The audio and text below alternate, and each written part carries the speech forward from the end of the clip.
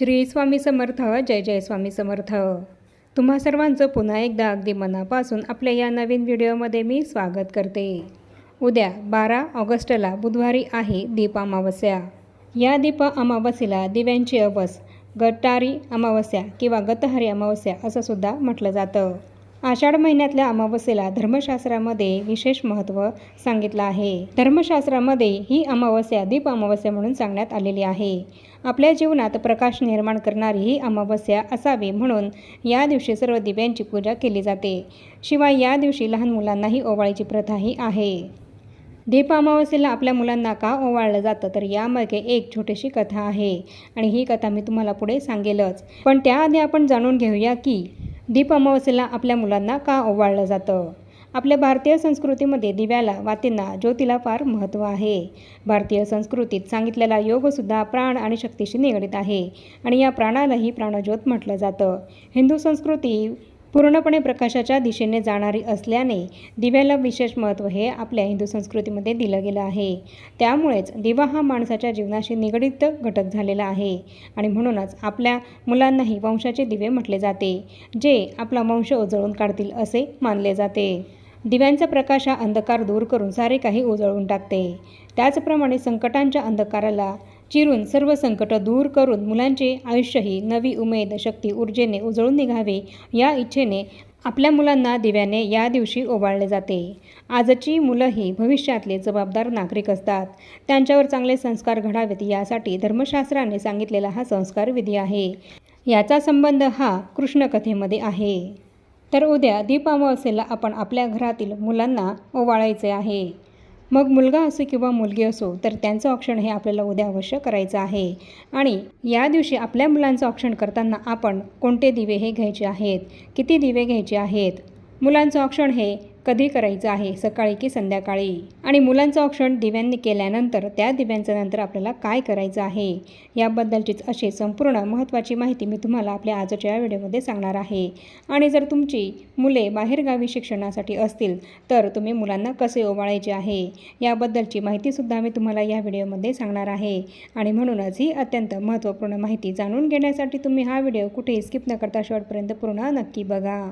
तर यंदा दीप अमावस्येची तिथी ही आज 11 तारखेला मंगळवारी उत्तर रात्री 1:54 सुरू होणार आहे आणि उद्या बुधवारी 12 तारखेला दीप अमावस्येची तिथी ही रात्री 11:07 संपणार आहे. तर उद्या आपल्याला आपल्या घरातील सर्व दिवे घासून पुसून स्वच्छ लखलखीत करायचे आहेत आणि त्यांचं पूजन हे करायचं आहे. तर हे दीपपूजन आपण पंचोपचार पद्धतीने विधीपूर्वक कसं करायचं आहे आणि दीपपूजन करताना आपल्याला कोणता मंत्र म्हणायचा आहे आणि तसंच लक्ष्मी प्राप्तीसाठी आपल्याला कोणत्या प्रभावी सेवा यावेळी करायची आहेत याबद्दलची संपूर्ण महत्त्वाची माहिती देणारा व्हिडिओसुद्धा चॅनलवर अपलोड केलेला आहे. तर तुम्ही ही संपूर्ण महत्त्वाची माहिती जाणून घेण्यासाठी माझ्या चॅनलवर जाऊन तो व्हिडिओ अवश्य बघा आणि त्याप्रमाणे तुम्हीसुद्धा उद्या दीपपूजन हे अवश्य करा आणि तुमच्या मुलांचं औक्षणसुद्धा तुम्ही उद्या अवश्य करा. उद्या दीप अमावस्येच्या दिवशी आपल्याला आपल्या घरात असलेल्या मुलांना ओवाळायचं आहे आणि आपल्या घरातील मुलांना आपल्याला संध्याकाळी ओवाळायचं आहे. भलेही मग तुम्ही दीपपूजन हे सकाळी करा किंवा संध्याकाळी करा, पण तुमच्या मुलांना तुम्ही संध्याकाळीच ओवाळायचं आहे. आपल्या घरातील लहानांपासून मोठ्यांपर्यंत असलेल्या सर्व मुलांना आपण या दिवशी ओवाळायचं आहे. आपल्या घरातील दिवे आपण जे बनवणार आहोत आपल्या घरातील दिव्यांना ओवाळण्यासाठी, तर त्या दिव्यांमध्ये आपल्याला तुपाचाच वापर करायचा आहे. तूप हेच आपल्याला त्या दिव्यांमध्ये टाकायचं आहे. आपल्या घरातील ज्या दिव्यांचं पूजन हे आपण करणार आहोत उद्या, तर त्या दिव्यांना ओवाळण्यासाठी आपल्याला तुपाचेच दिवे वापरायचे आहेत. दीपपूजन केल्यानंतर दिव्यांना ओवाळण्यासाठी तेलाच्या दिव्यांचा वापर हा केला जात नाही, तर तुपाच्याच दिव्यांनी या दिव्यांना ओवाळलं जातं. आणि म्हणून आपल्याला आपण ज्या दिव्यांचे पूजन हे केले आहे तर त्या दिव्यांचं पूजन करण्यासाठी तुपाचेच दिवे हे बनवायचे आहेत. आणि आपल्या मुलांना ओवाळण्यासाठी आपण जे दिवे बनवणार आहोत तर त्या दिव्यांमध्ये आपल्याला तेलाचा वापर हा करायचा आहे. मुलांना ओवाळण्यासाठी तुपाचे दिवे हे कधीही वापरू नयेत, तर तेलाचेच दिवे हे आपल्याला इथे वापरायचे आहेत. दिव्यांना ओवाळण्यासाठी आपण किती कणकेचे दिवे बनवायचे आहे तर आपण 5, 7, 9, 11, 21 याप्रमाणे तुम्हाला जितके दिवे बनवणं शक्य होत असतील कणकेचे तर तितके दिवे तुम्ही या दिव्यांना ओवाळण्यासाठी बनवायचे आहेत। आणि या दिव्यांमध्ये आपल्याला गाईचं शुद्ध तूप टाकायचं आहे आणि फुलमाती टाकायची आहे आणि त्या दिव्यांनी आपण ज्या दिव्यांचं पूजन केलं आहे तर त्या दिव्यांना ओवाळायचं आहे। आणि आपल्या मुलांना ओवाळण्यासाठी आपण 2 कणकेचे वेगळे दिवे हे बनवायचे आहेत। ज्या कणकेच्या दिव्यांनी आपण पूजा केलेल्या दिव्यांना ओवाळलं आहे तर त्यातलेच कणकेचे दिवे आपण चुकूनही आपल्या मुलांना ओवाळण्यासाठी घ्यायचे नाहीयेत, तर वेगळे 2 कणकेचे दिवे आपल्याला आपल्या मुलांना ओवाळण्यासाठी तयार करून घ्यायचे आहेत। आणि त्यामध्ये आपल्याला तेल टाकायचं आहे आणि त्यानंतर या दोन्ही दिव्यांमध्ये कापसाच्या 2 वाती एकत्र करून त्या लांब वाती आपल्याला या दिव्यामध्ये लावायच्या आहेत। आणि संध्याकाळी आपल्या मुलांचं औक्षण हे आपल्याला करायचं आहे। तुमच्या घरामध्ये जी काही मुलं किंवा मुली आहेत तर त्यांना बसण्यासाठी एक पाट किंवा आसन हे टाकायचं आहे आणि त्यासमोर छोटीशी छान रांगोळी काढायची आहे आणि त्यांच्या डोक्यावर रुमाल हा तुम्हाला ठेवायला द्यायचा आहे आणि एक ताम्हण आपल्याला त्यांना ओवाळण्यासाठी तयार करायचं आहे। तर त्या ताम्हणामध्ये आपल्याला कणकेचे 2 दिवे हे ठेवायचे आहेत आणि हे जे काही आपण कणकेचे दिवे बनवणार आहोत आपल्या दिव्यांना ओवाळण्यासाठी किंवा आपल्या मुलांना ओवाळण्यासाठी, तर या कणकेच्या पिठामध्ये आपल्याला थोडीशी चिमूटभर हळद ही टाकायची आहे। मीठ हे चुकूनही आपल्याला या कणकेमध्ये टाकायचं नाही आहे आणि त्या कणकेपासून आपल्याला हे दिवे तयार करायचे आहेत आणि हे सगळे दिवे आपल्याला एकमुखीच दिवे बनवायचे आहेत। तर आपल्या मुलांना ओवाळण्यासाठी आपल्याला ताम्हण तयार करायचं आहे आणि या ताम्हणामध्येच आपल्याला हे 2 कणकेचे दिवे ठेवायचे आहेत। त्याचबरोबर कुंकू आणि अक्षदा यासुद्धा आपल्याला त्या ताम्हणामध्ये ठेवायचे आहेत। त्याचप्रमाणे एक सोन्याची अंगठी आणि एक सुपारी ही आपल्याला घ्यायची आहे आणि थोडीशी साखर ही सुद्धा आपल्याला त्या ताम्हणामध्ये त्या ताटामध्ये घ्यायची आहे आणि थोडासा कापूस हा सुद्धा आपल्याला घ्यायचा आहे। आणि त्यानंतर आपल्या मुलांचं औक्षण हे आपण करायचं आहे। त्यानंतर आपण आपल्या मुलांना त्या पाटावर किंवा त्या आसनावर बसायला सांगायचं आहे आणि मुलांना औक्षण करताना कधीही त्यांना पूर्व दिशेला किंवा पश्चिम दिशेला तोंड करूनच आपल्याला बसवायचं आहे। आपल्या मुलांचं तोंड किंवा आपलं तोंड हे दक्षिणेकडे येणार नाही याची आपल्याला यावेळी काळजी घ्यायची आहे आणि म्हणूनच आपल्या मुलांना आपण पूर्व दिशेला किंवा पश्चिम दिशेला तोंड करूनच बसवायचं आहे। आणि त्यानंतर आपण त्यांना सर्वात आधी गंध म्हणजेच कुंकू हा लावून घ्यायचा आहे आणि त्यानंतर थोड्याशा अक्षदा या त्यांच्या कपाळाला आपण चिकटवायच्या आहे आणि डोक्यावर सुद्धा टाकायच्या आहेत। आणि त्यानंतर जी सोन्याची अंगठी किंवा एखादा सोन्याचा दागिना जरी तुम्ही घेतला तरीही चालेल, तर तो सोन्याचा दागिना किंवा सोन्याची अंगठी आणि ती सुपारी घेऊन आपण आपल्या मुलांना ओवाळायचं आहे। आणि त्यानंतर जो काही कापूस आपण घेतलेला आहे तर तो सुद्धा मुलांच्या डोक्यावर आपल्याला ठेवायचा आहे आणि त्यानंतर आपण जे कणकेचे दिवे हे तयार केलेले आहेत तर त्या दिव्यांनी आपण आपल्या मुलांचं औक्षण हे करून घ्यायचं आहे। आणि आपण आपल्या मुलांना या दिव्यांनी ओवाळताना आपल्या मुलांच्या चेहऱ्यावरून पूर्ण गोल आपल्याला आपल्या मुलांना ओवाळून घ्यायचं आहे, जेणेकरून या दिव्यांचं तेज आपल्या मुलांच्या चेहऱ्यावर उमटेल आणि त्या तेजाप्रमाणेच आपल्या मुलांनी आपल्या आयुष्यामध्ये खूप प्रगती करावी।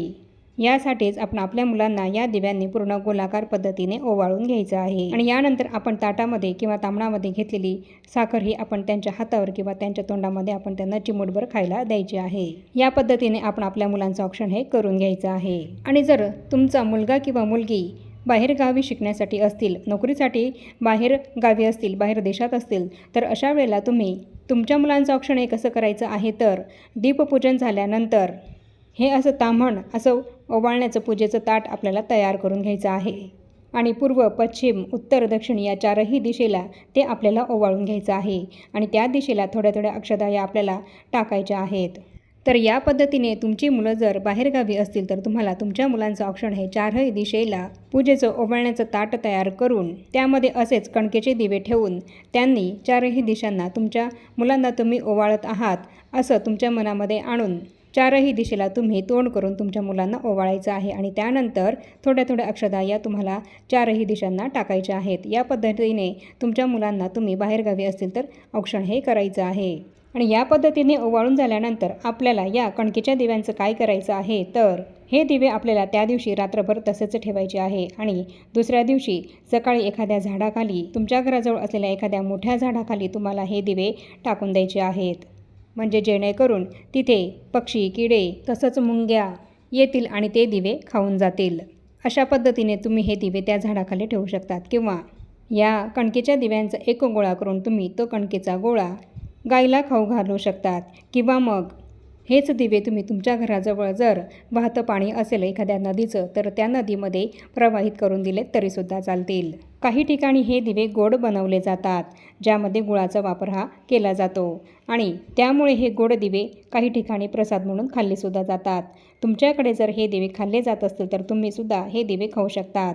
फक्त हे दिवे खाताना आपल्याला त्यातली वात ही आधी काढून घ्यायची आहे आणि या दिव्यांचा जो काही जळालेला भाग असेल तर तो काळा झालेला जळालेला भागसुद्धा आपल्याला काढून घ्यायचा आहे आणि त्यानंतर तुम्ही हे दिवे खाल्लेत तरीसुद्धा चालतील. तर या पद्धतीने उद्या दीप अमावस्येला तुम्ही तुमच्या मुलांचं औक्षण हे करायचं आहे. तर आता यामागे काय कथा आहे तर ही कथा मी तुम्हाला आता सांगणार आहे. तर यमुनेच्या तीरावर जेव्हा गायी गुरांचा मृत्यू होऊ लागला तेव्हा यमुनेमध्ये लपलेल्या कालिया नागाला अद्दल घडवण्यासाठी श्रीकृष्णाने त्याला हरवून त्यांच्यावर स्वार होत सर्व गोकुळवासियांना भयमुक्त केलं. त्यावेळी यशोदेसह सर्व सुवासिनींनी गोपाळकृष्णाची दिव्यांनी आरती केली आणि असंच तेज, धैर्य, शौर्य आमच्याही मुलांना मिळू दे अशी प्रार्थना यावेळी केली. तेव्हापासून ही प्रथा सुरू झाली. हा प्रसंग आषाढ अमावस्येला घडल्याने त्या दिवशी दिव्यांनी आसमंत उजळून निघाल्याने त्या रात्रीला दिव्यांची आवाज असं म्हटलं जाऊ लागलं आणि म्हणूनच तेव्हापासून दीप अमावस्येला आपल्या मुलांचं औक्षण करण्याची प्रथा ही सुरू झाली. आणि म्हणूनच तुम्हीसुद्धा श्रीकृष्णासारखं तेज, धैर्य, शौर्य तुमच्या मुलांना मिळावं यासाठी उद्या दीप अमावस्येला या पद्धतीने तुमच्या मुलांचं औक्षण हे अवश्य करा. आणि आता या छोट्याशा माहितीसह आपण आपला आजचा हा व्हिडिओ इथेच थांबवूया. चॅनलवर जर पहिल्यांदाच आला असाल तर चॅनलला जरूर सबस्क्राईब करा आणि या व्हिडिओला जास्तीत जास्त लाईक आणि शेअरसुद्धा नक्की करा. आणि भेटूया पुन्हा अशाच नवीन एका माहितीपूर्ण आणि महत्त्वपूर्ण व्हिडिओसोबत. तोपर्यंत सर्वांना श्री स्वामी समर्थ.